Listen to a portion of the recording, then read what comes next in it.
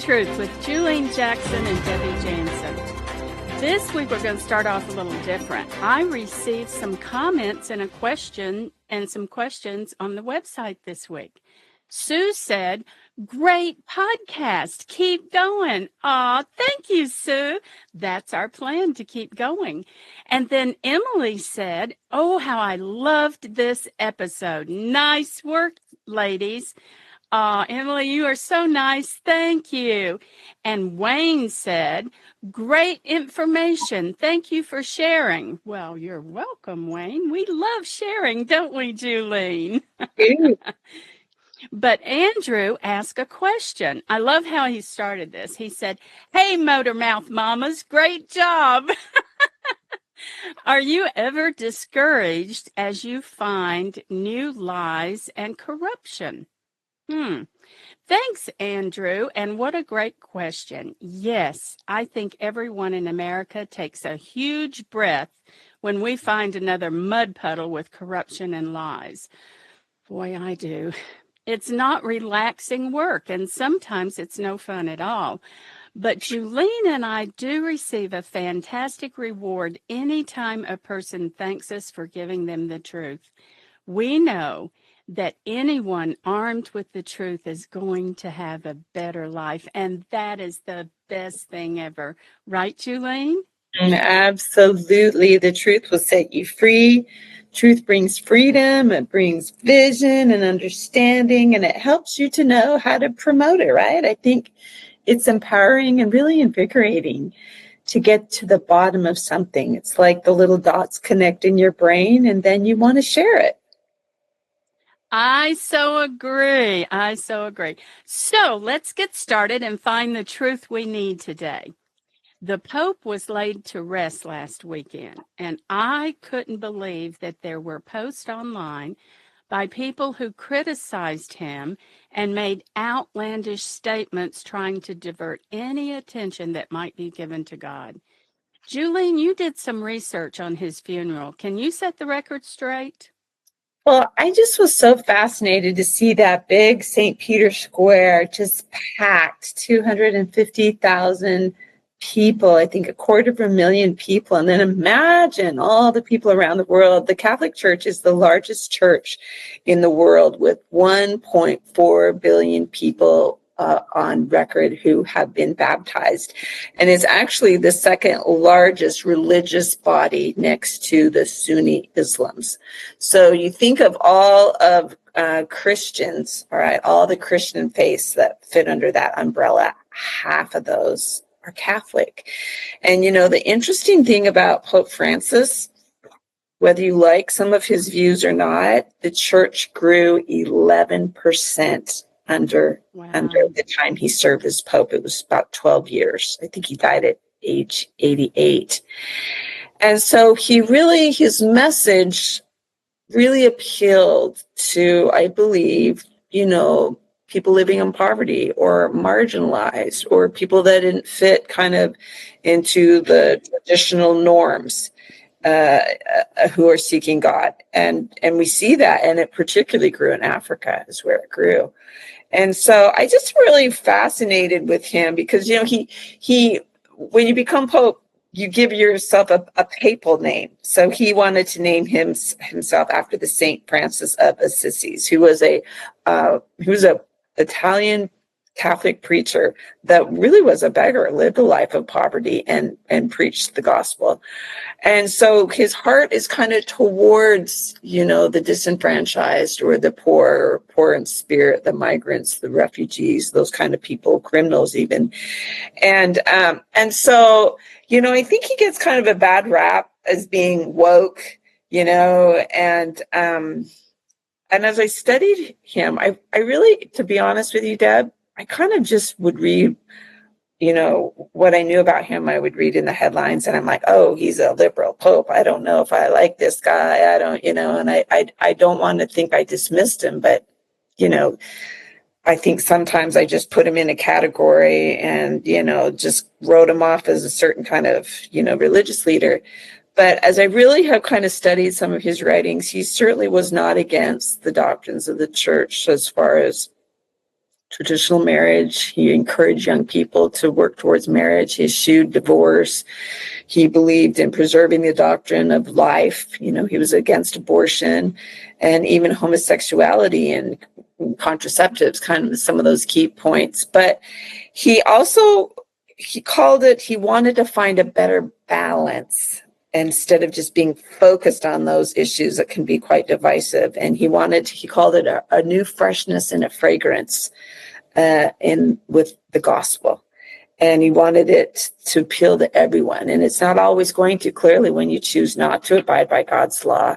But maybe for those that are seeking, maybe can do better and are seeking for a better way to live, but might think they're not worthy or they don't fit in to a certain religion because they still have struggles in certain areas or beliefs that are a little outside of, the box. They might not have felt like they had a home, in organized religion.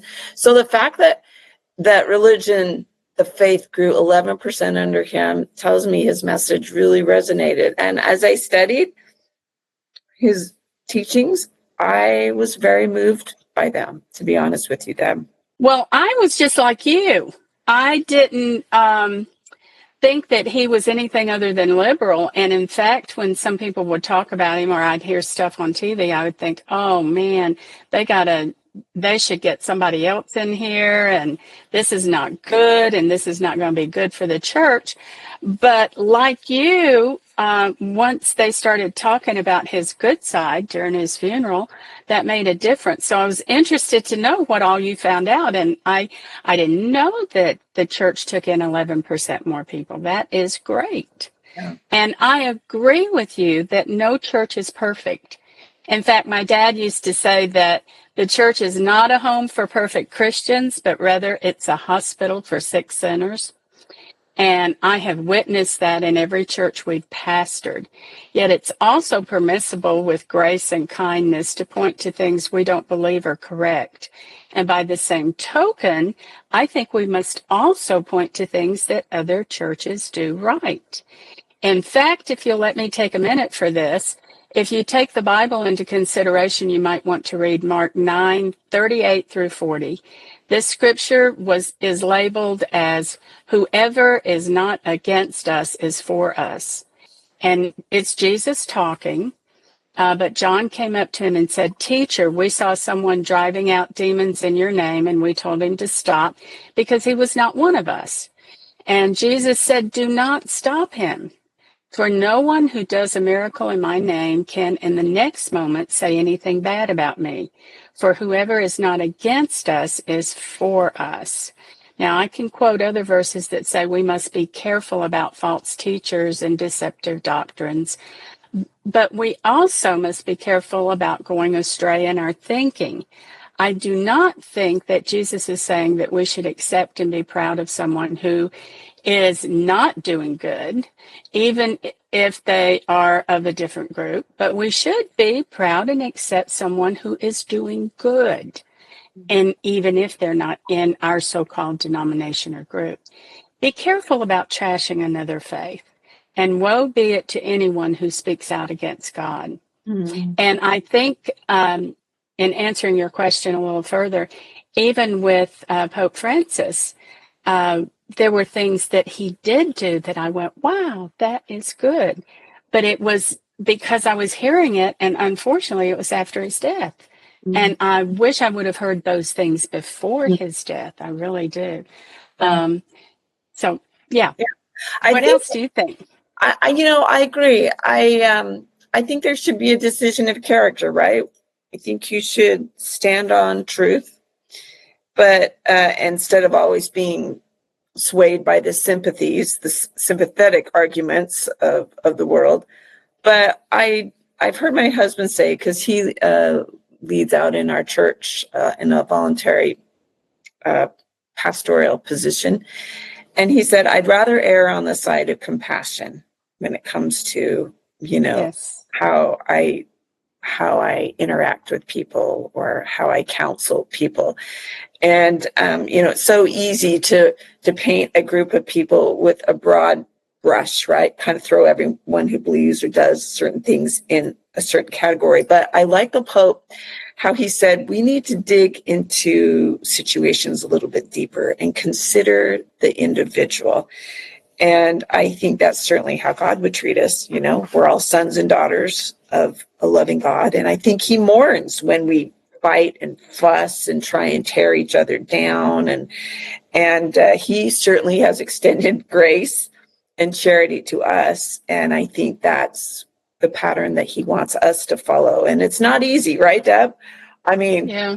that's why we got to constantly be on our knees every day and in the word, and then go out and experiment with loving people who maybe believe or behave differently than we do. Exactly right. And you got to forgive me for this one. I was just thinking of a funny thing. We haven't discussed this, so hold on to your hat, Julie. But when I was a teenager and in the South, there were some churches that believed in snake handling. Do you know what that was? It goes back to Exodus, and they believed that if they brought snakes in and they handled them, if the snakes bit them, that they would be okay. I think that is a terrible testing that probably might be wrong, because some people did die from that, and I just couldn't believe that. But I was saying something bad about it, and a man in our church corrected me. He said, I know that guy that was across town, and in his small community, he gives millions of dollars to social services groups to help the people in that community. He said, so be very careful about saying that, oh, that's a bad person. No, he may be misguided on a few things, which my fear of snakes would say, yeah, he's misguided. But he is a good man, and he does want to please God and do good things. So, yeah.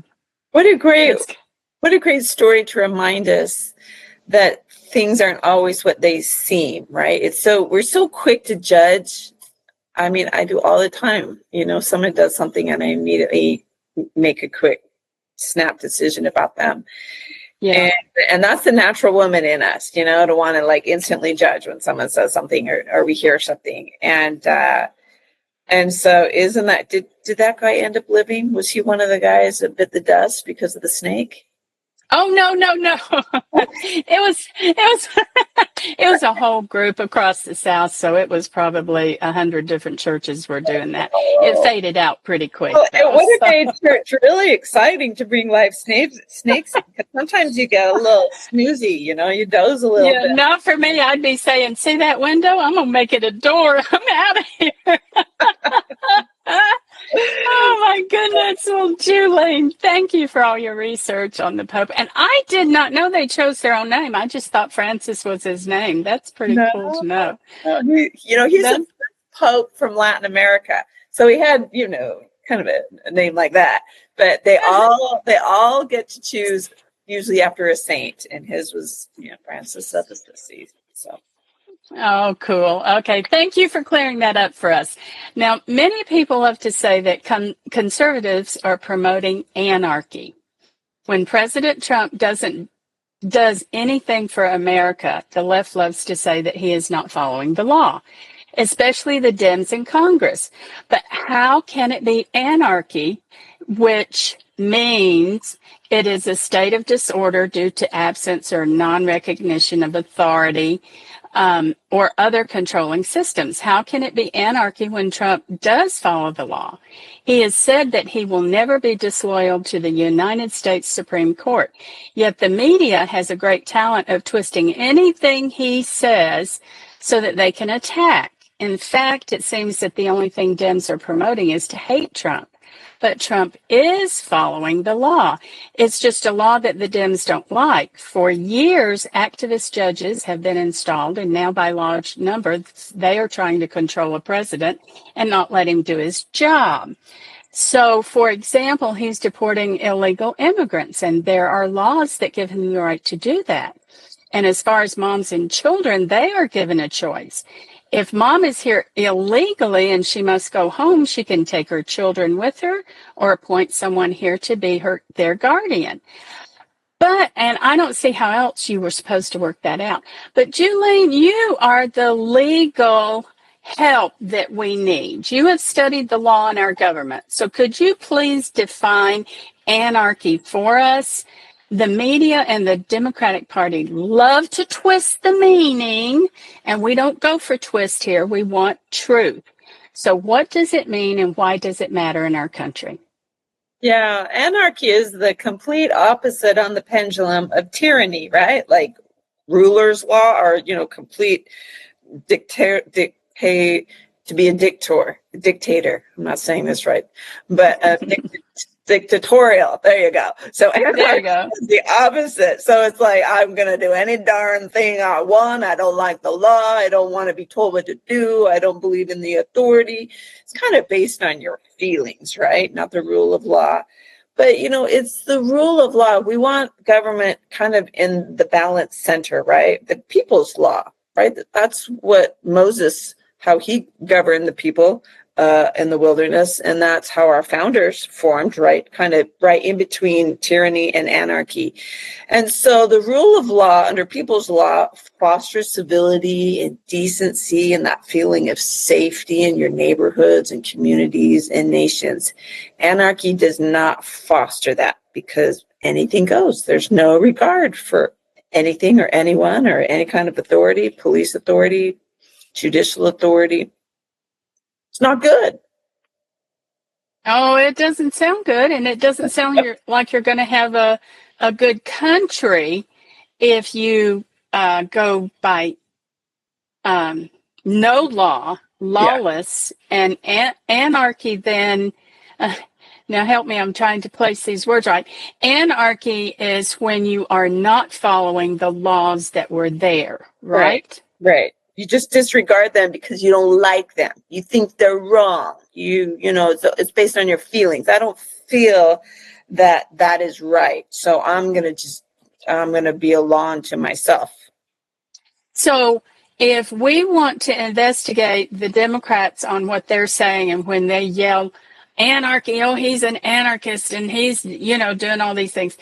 And we need to look at what they're really talking about and ask ourselves, now, is it just their wish that he go in this direction or is it the law? Because if he's obeying the law, then he's right. Am I right? Right. Well, so all you have to do is look at these judges who, because they don't like President Trump, they are obstructing the very thing that they're supposed to uphold and guard, the law. So they're obstructing justice. So we get Tom Homan, who is the czar over, the border, and Pam Bondi, our attorney general. They're prosecuting, these judges who are kind of going rogue because, they don't like President Trump. But really, and because they don't like him, they're now misinterpreting or they're making the law what they want it to be based on how they feel against the man that we've elected as chief and commander of our country. So it's interesting, and you have to be so careful because I saw the other day on the news they said 3 U.S. citizens are being deported, and I'm like, well, that doesn't make any sense. So as I read the story, it was a mother who had come here illegally, I guess, years ago, had 3 children here. She's now being deported, and that's what happens when you do things that are against the law. There's consequences. And so I'm sure she was given a choice. You can either leave your children here, like you talked about, or you can take them with you. So she took them with you. But all the news reported was 3 U.S. citizens are being deported.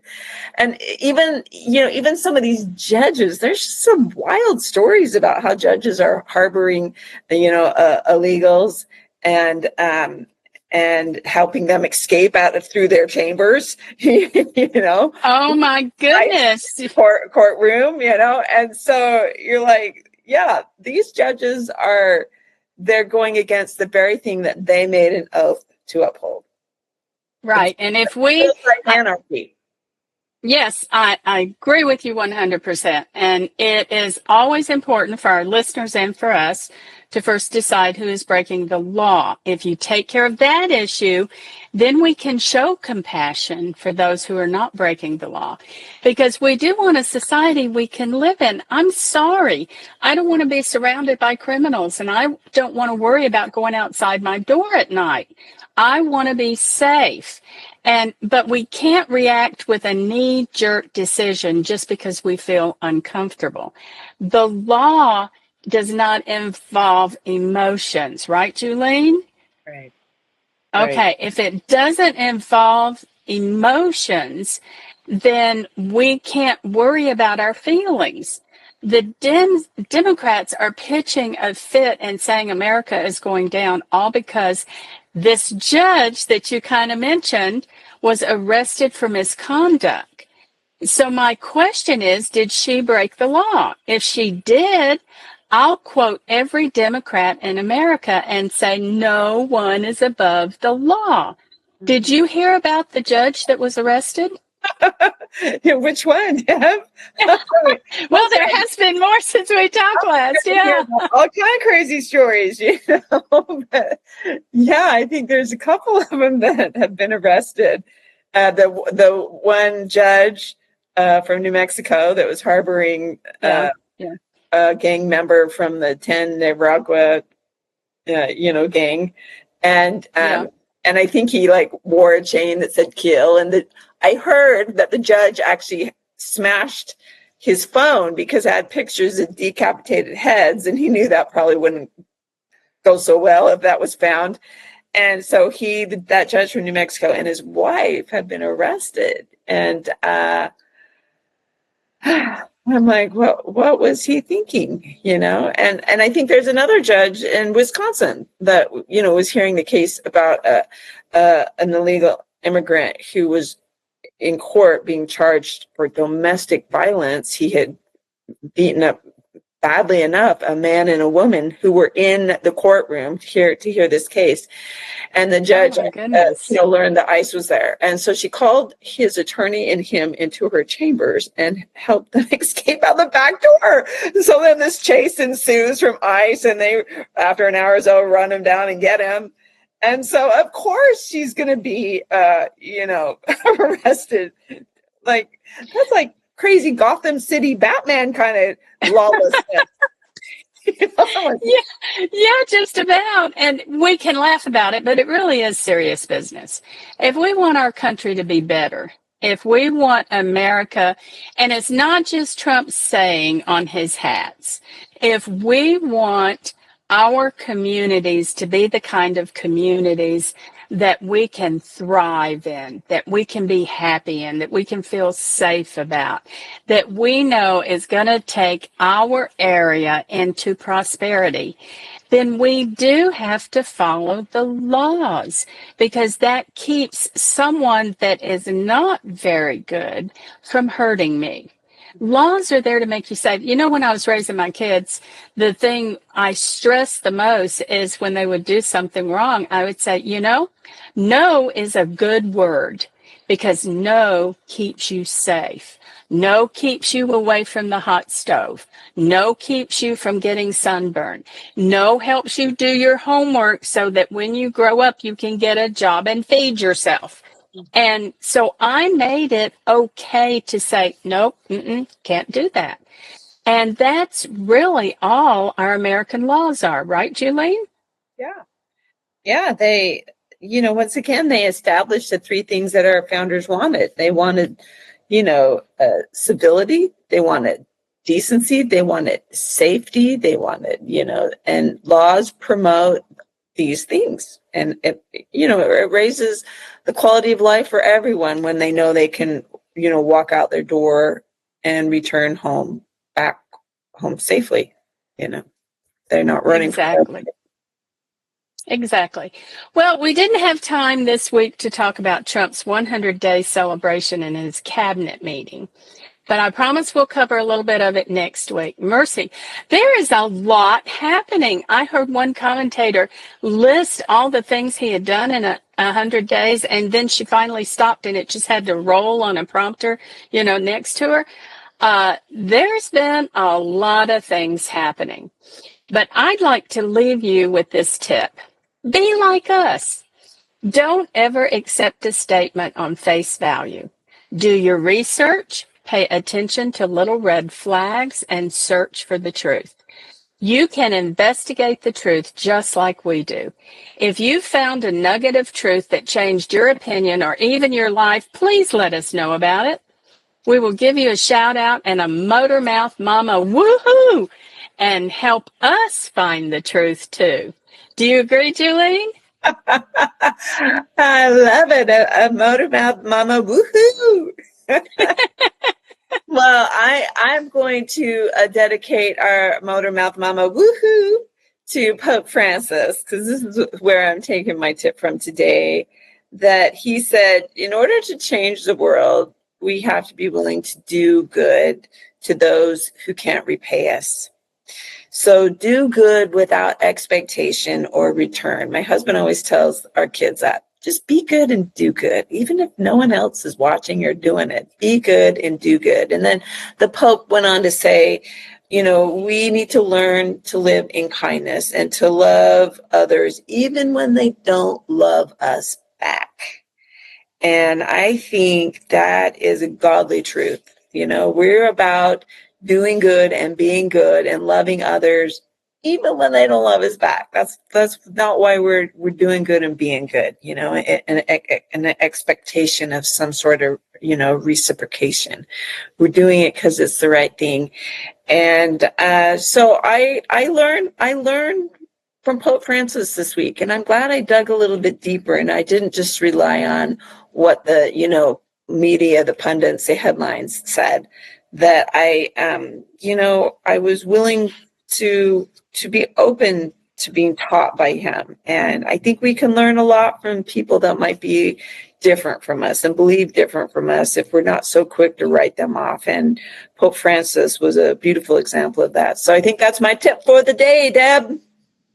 Wow. Best tip ever. I don't even know if what I have for a tip can follow that one, because I've got a couple minutes here and I have to say this about that, Julene.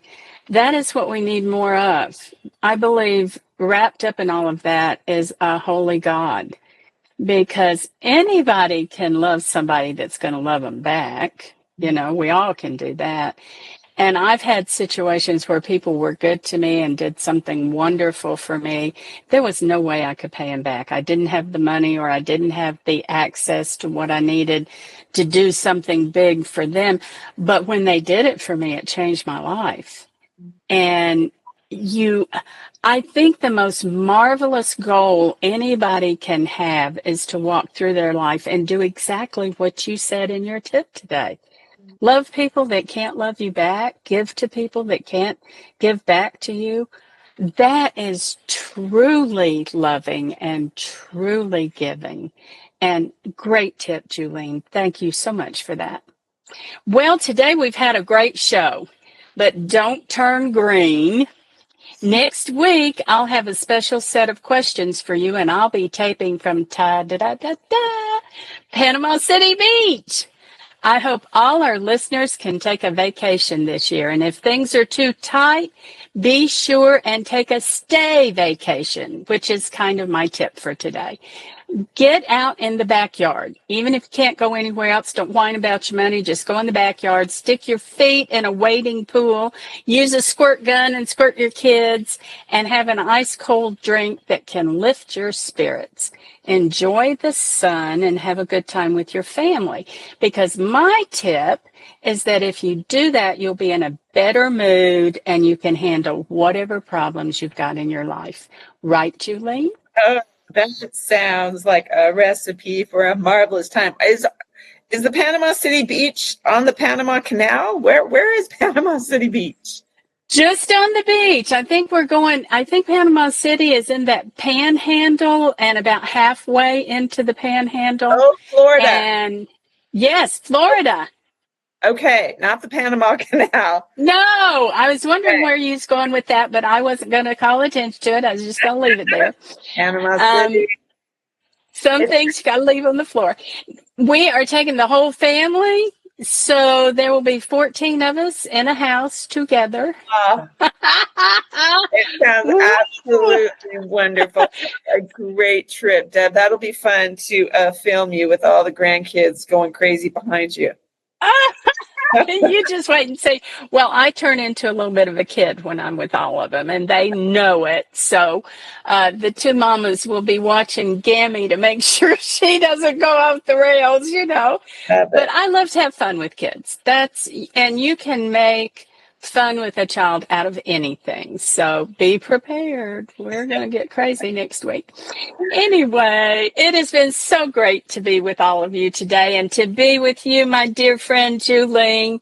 Subscribe to this podcast and join us again. You can ask a question or request that we dig into a specific topic by writing Debbie at debbiejansen.com. And thanks again to our wonderful producer, Ken. He just makes us shine in these videos, and we love him for that. This is Debbie Jansen, and I'm sticking to the truth. And I'm Julian Jackson, and we hope that you will keep sticking to the truth. Take care till next time. Bye-bye.